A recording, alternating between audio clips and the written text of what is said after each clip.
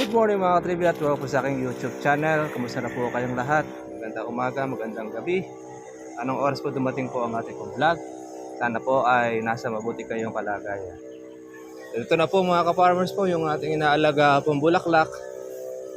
10 araw na ito mula nung siya po ay lumabas or lumusot. Kaya naman ay ate po siyang continuous na ini-spray para po siya ay wag salakayin ng mga insekto, lalo na po ang mga paru-paro. Ayan.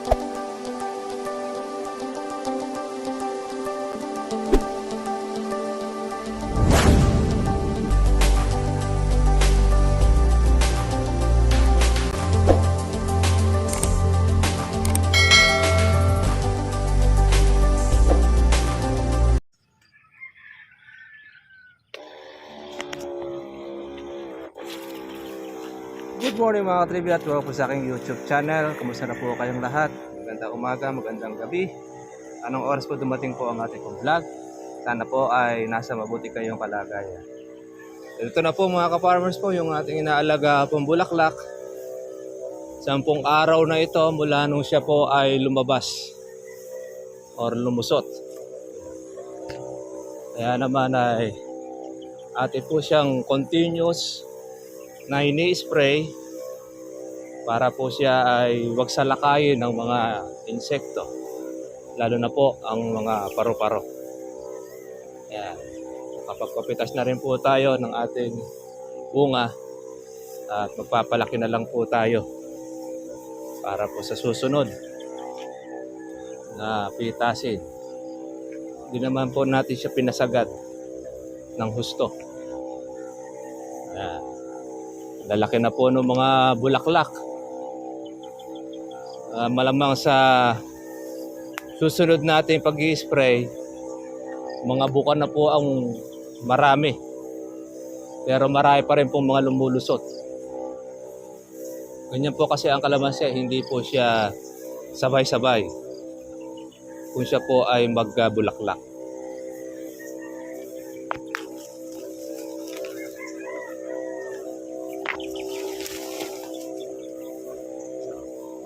I-spray na po natin yung isa na yan.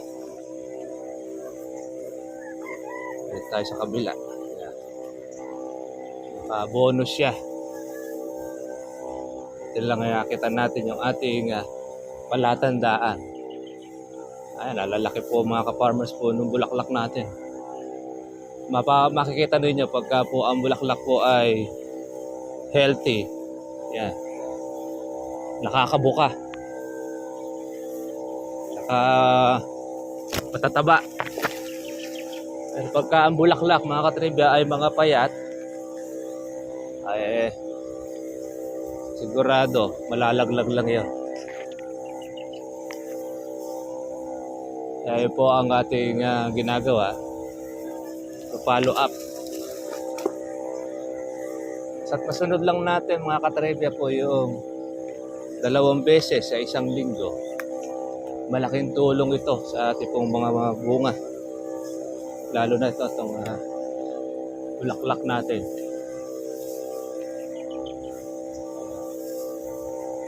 Merong parte ito na mamumuti, merong part naman na may mga bunga, hindi na siya ganong lulusutan ng maraming bulaklak kasi may bunga na siya.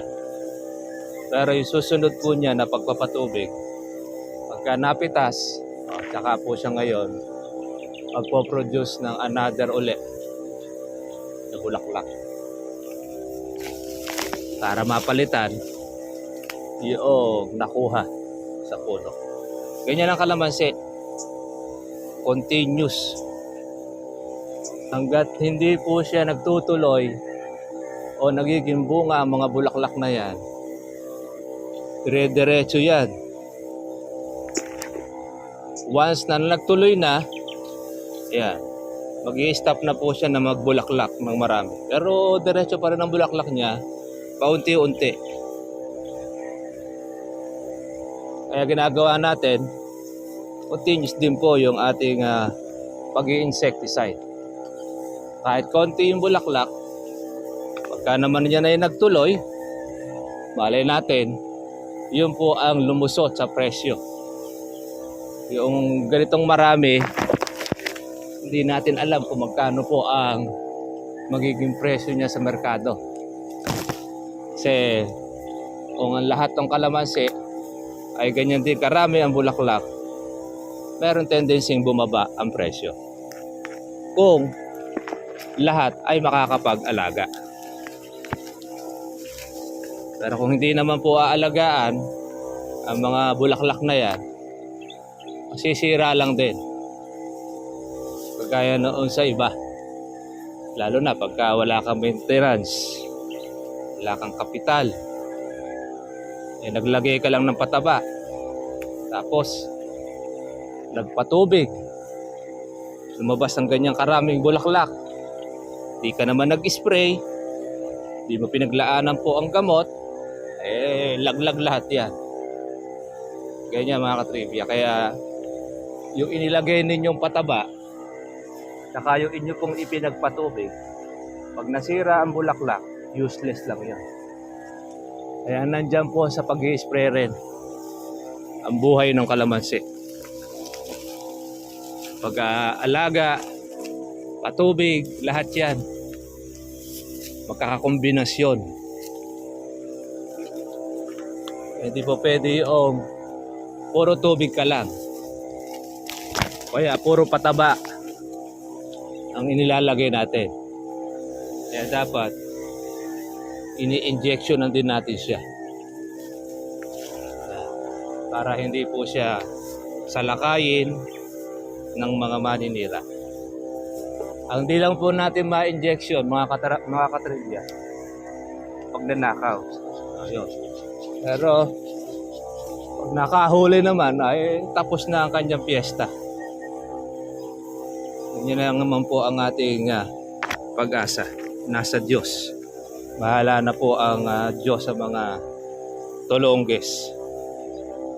Kung sila masaya sa kanilang pagnanakaw na ginagawa, hayaan natin. Hindi naman natutulog ang Diyos. Sa Kanya naman po ang lahat ng mga hustisya. Sa tayo, tuloy-tuloy lang po tayo sa ating pong pag-aalaga. Kaya nito, yan o.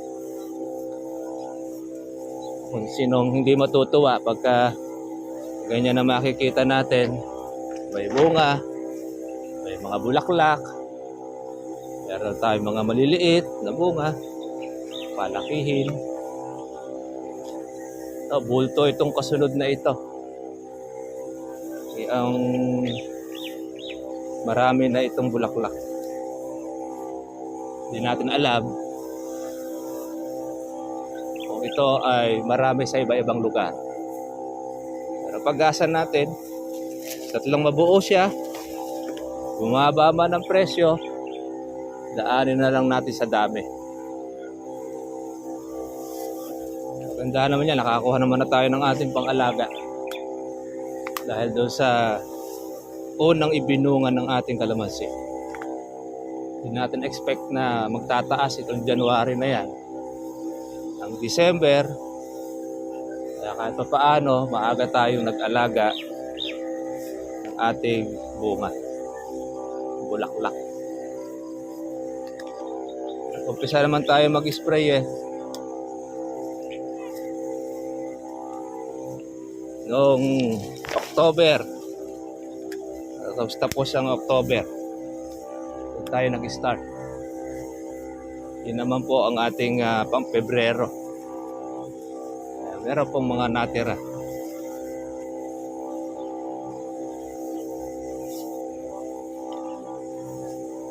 Hindi ka manghihinayang dyan sa mga bulaklak na yan. Pagka po naalagaan, buo. Pagka hindi, sira. Ay naman ito, majority po yung buo. Yan, marami pa mga lumilipad po na mga maliliit na paru-paro. Yan po ang mga nangingitlog sa flower natin. ginagawa natin mga ka-farmers, yan yung ating inaagapan. Iba naman, yung uod. Pumapasok ang timano sa bulaklak. Pag nangitlog, ang paro-paro, magiging larva, ayan, magiging uod. Bandang huli, yan uli ang magiging paro-paro. Dadami uli siya. Kaya isipin ninyo, halos lahat ay nag-i-spray ng pang-insecticide. Dahil bulaklak nito, namumuti oh. Bakit hindi natin malipol-lipol ang mga insekto na yan?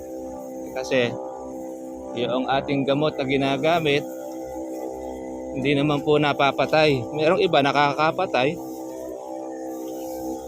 pero yung iba dyan, malayas lang. Mga ka-farmers.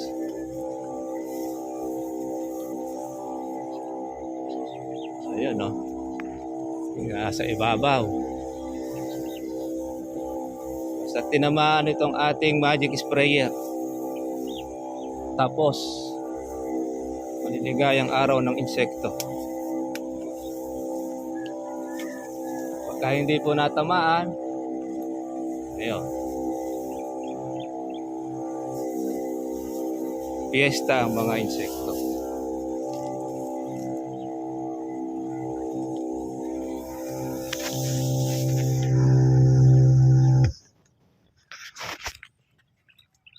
Dito naman na tayo ulit sa ating kabila. At tapos na tayo dito sa gilid. Yung isa naman ang ating spray. Yung kabila mga farmers ay nag-i-spray rin. Pero hindi pa sila nagpapatubig. Kaya yung kanila pong bulaklak ay anda-anda. Hindi kagaya po ng pinatubigan mo, magiging parehas po ang labas niya. Compare natin dun sa walang patubig.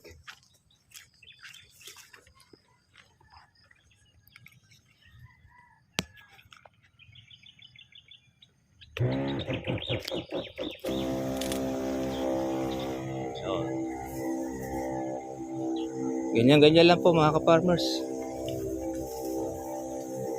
Hindi na natin kailangan paliguan. Merong iba pagka po nagbobomba, pati mismo yung nag-i-spray, naliligo din. Ito, mas safe yung ganito. Hindi ka nagmamadali. Nakikita mo pa yung ni-spray mo. Napapasok din mga katribya po yung loob yung ating gamot. Tapos practical, matipid pa. Saka pwede po ninyong tapangan ang inyong pong gamot kasi chargeable lang ang gamit. Yan ang pinaka-the best. Ayan, nasa timpla rin po ng gamot yan ang sikreto ng pagpapabunga. Kaya pagka nagkamali ka ng gamot ng timplada, napasobra, maluluto ang bulaklak. Matutuyo. Pag naman napatabang, pipiesta ang mga insekto. Wala rin matitira. Kaya kailangan katamtaman lang. Tamang tapang. At hindi naman sobrang tabang. Kailangan mo lang trivia, maintenance. Sarap po mag-spray ngayon dahil malamig. Kaya sinasalakay yan ng mga hanip. At ito, nakalaylay na ito. Kapag nagtuloy po ang bunga niyan, maobligado pa tayo magtukod. Kaya hindi naman po nagtuloy, wala nang tukod-tukod. Yan, kagandahan yan Nakikita natin yung ating inaalagaan, ating project. At saka nasusubaybayan ninyo mga ka-farmers Kung yung ating ginagawang alaga ay palpak. Wala kayong makitang bunga, palpak yung alaga. Pagka marami naman po nakita nyo pong bunga, sabihin okay po yung alaga. Pero kasi mga ka-farmers, nagwa-vlog na kagaya ng sa atin, binobroadcast niya lahat ng mga gamot na kanyang ginagamit. Meron tayong subscriber nakapanood sa kanya, sinubaybayan. Ginawa niya yung sinasabi noong isang nagwa-vlog. Ayun, ang nangyari, hindi po naging successful ang kanyang pag-aalaga. Nangalaglag ang bunga. Kaya tayo, hindi naman tayo nagbo-broadcast po ng mga insecticide, mga gamot. Gusto po ninyo, talagang kayo po'y matuto, hindi naman kayo sumadya sa amin. Sa Barangay Entablado, Cabiao, Nueva Ecija. Tutulungan po natin kayo kung paano ang paghahalo, paano yung mga gamot na dapat ninyong gamitin, paano po yung inyo pong gagawin. Yan. Ganun po ang ating ginagawa mga katribyo. Hindi tayo masungit na magbigay ng impormasyon sa ating mga katribyo. Ilalagay lang po natin sa ayos at kasalukuyan. Dahil pag nag-broadcast ka ng mga gamot at hindi mo sinabi rin po yung kanilang kung paano gagawin diyan, sisira po bulaklak. Mas bandang huli, ikaw pa masisisi. Mali naman yung sinabi ni Katribia, naglagay ka bunga ng kalamansi niya. Kasi nag-broadcast ka ng mga gamot lahat ng mga gamot na yan, pagtatanungin mo yung mga company, lahat mahuhusay. Lahat magagaling. Walang hindi magaling dyan. Kahit nga po yung mga panghalo na pinakamuray lahat ay magaling yan. Pagka yung broadcaster o yung gumagawa ng gamot inyong tatanungin. Kaya tayo, wala lang po yung maganda, maayos, maganda sa pag-aalaga, yun lang ang ating ginagamit. Ngayon, sa pataba, hiyang tayo doon sa organic, okay, hindi tayo nagbabago ng ating pataba. Organic fertilizer pa rin ang ating gamit. Hindi lang tayo nakatuklas din po ng organic insecticide. Dahil tumesting tayo na organic, nasira rin po ang bunga. Kaya hindi natin pwedeng i-recommenda sa ating mga ka-farmers, sa ating mga ka-trivia. Yan. Sa tuloy-tuloy lang mga ka-farmers, ang pag-aalaga, lahat ng presyo, tatamaan ninyo. Sasapol ninyo. Nadali ninyo mga ka-farmers, 3,000 isang bag. Ay, makakuha ka ng isa, meron ka ng pang-alaga. May panglagay ka na sa pataba o sa kanya. Kaya lang, makakahuli, yung masipag. Pagkatamad, wala. Walang asenso. Kaya tayo, tiyaga-tiyaga lang mga ka-farmers.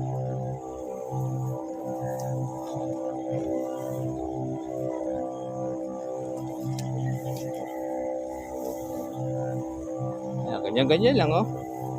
Napakasimpleng pamamaraan. Pero rin naman po tayo, hindi naman po sasakit na ibalikat natin. Dahil meron tayong belt para proteksyonan ang ating balikat. Kaya ganyan-ganyan no? So, marami pa tayong mga palakihin. Tapos, yung pong mga bulaklak. Wala tayong masasayang na bunga na malalaglag. Kaya ang goal natin mga ka-farmers, yung mga bulaklak ay magtuloy. Kaya yan, yung makabuka. Yan ang goal natin. Tapos maging buko. Ngayon, yung ibang mga maglalagas ng bunga, natural lang yan. Kasi ang kalamansi, nagbabawas ng bunga yan pagka sobrang dami. Hindi naman lahat niyan ay kanyang itutuloy. Yan po ang sikreto. Importante lang, huwag lang malagas lahat.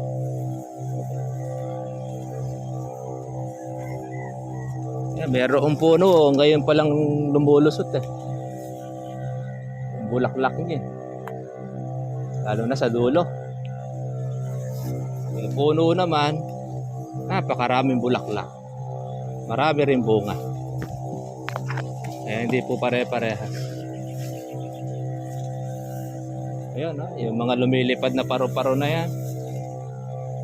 Yan po ang mga nangingitlog sa ating bunga o bulaklak. Kaya magugulat ka na lang, kupildong na ang kalamansi ninyo. Napasok na pala ng mga insekto.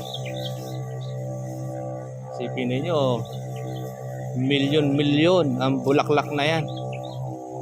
Pero pag hindi mo inalagaan, sabi, yung isang red bag mo, hirap na hirap ka pang makapuno. Sira dahil lahat yan.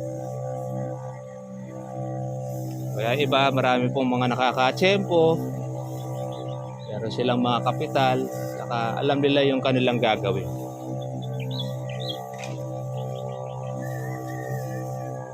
Ayan, hindi ka po mga ka-farmers po nagmamadali.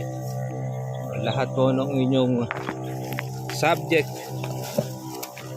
bulaklak, ganun lang.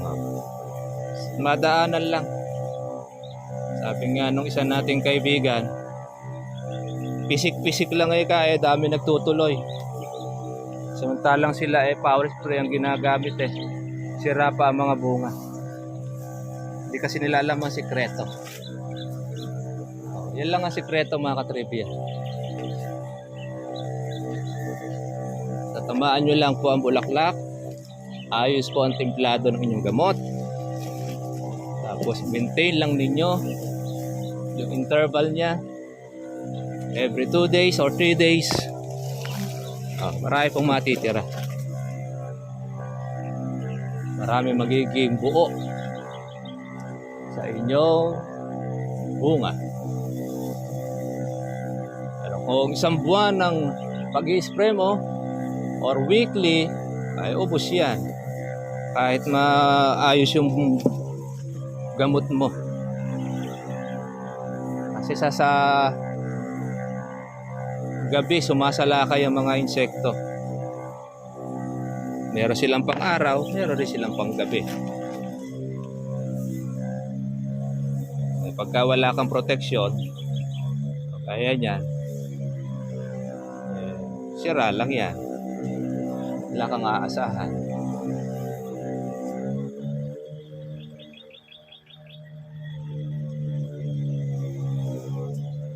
Yan.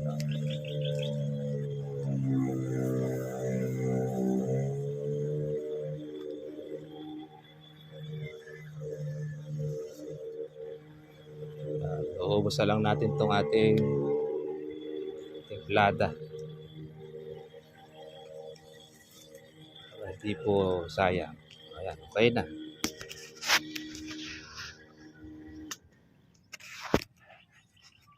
Okay mga ka-farmers.